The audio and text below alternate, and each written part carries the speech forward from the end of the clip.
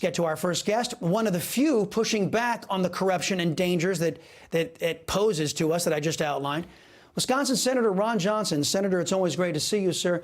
The evidence against the Biden's corruption continues to mount. Just within the past week, we've learned the FBI received criminal information from over 40 confidential human sources. We've learned that the accusations were not disinformation, as corrupt elements in our government had said.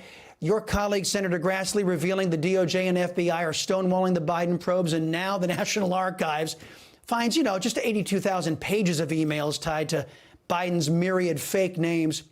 Is there any excuse, Senator, for the GOP not to be united on revealing this corruption and being equally determined to make sure the institutionalized corruption that is now synonymous with DOJ and FBI is defunded and those agencies reorganized and rebuilt?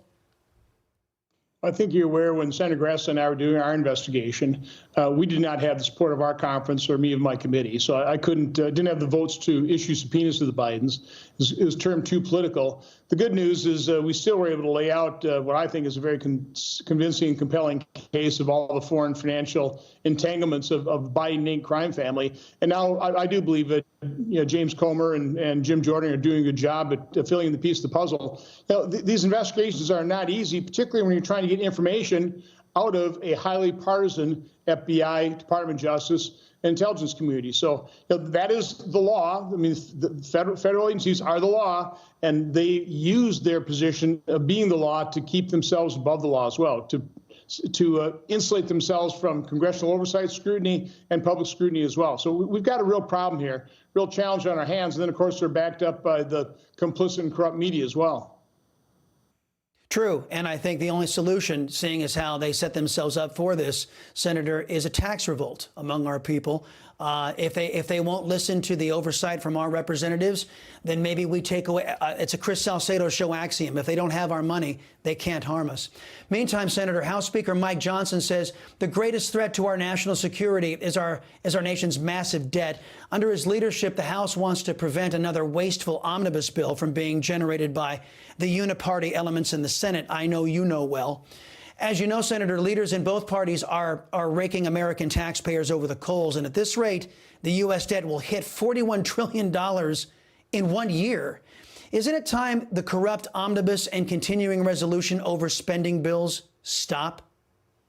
Yeah, that's what we're trying to bust up. This is a grotesquely dysfunctional place, but there's a very well-honed process for mortgaging our children's future, for plundering the future. And we're seeing it play out right now. You don't pass any appropriation bills during the fiscal year prior to the one you're going to fund. You scream government shutdown, chaos, crisis. You get a continuing resolution. You have it run out on Thanksgiving. That's not enough time, so you pass another one, have it run out on Christmas Eve.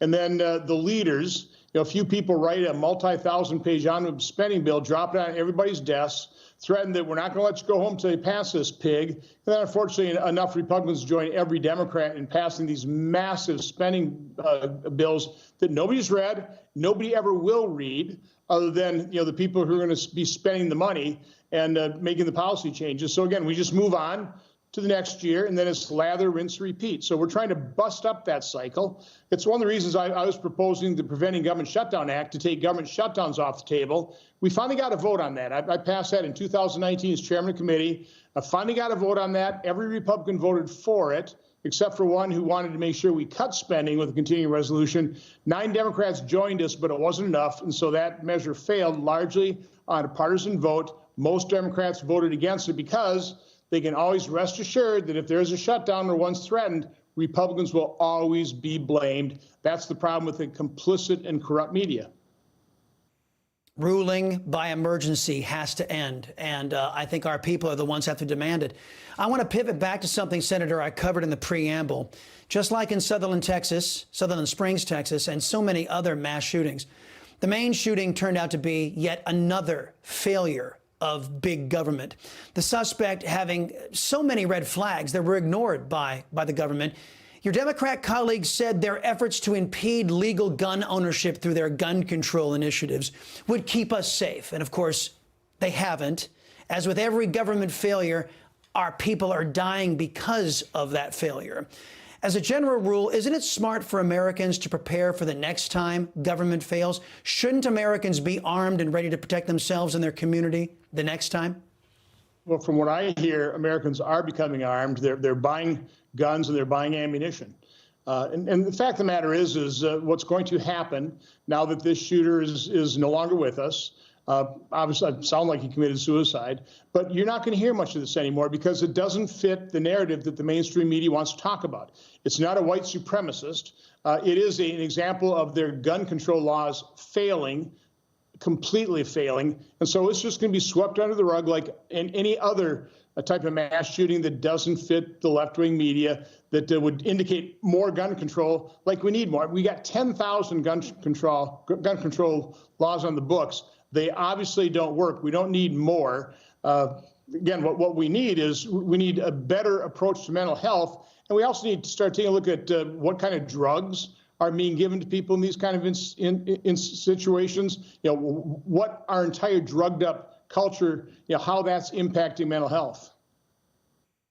Senator Ron Johnson, thank you very much for your leadership, sir. And you and Chuck Grassley keep at it, and we'll keep on reporting what you guys find.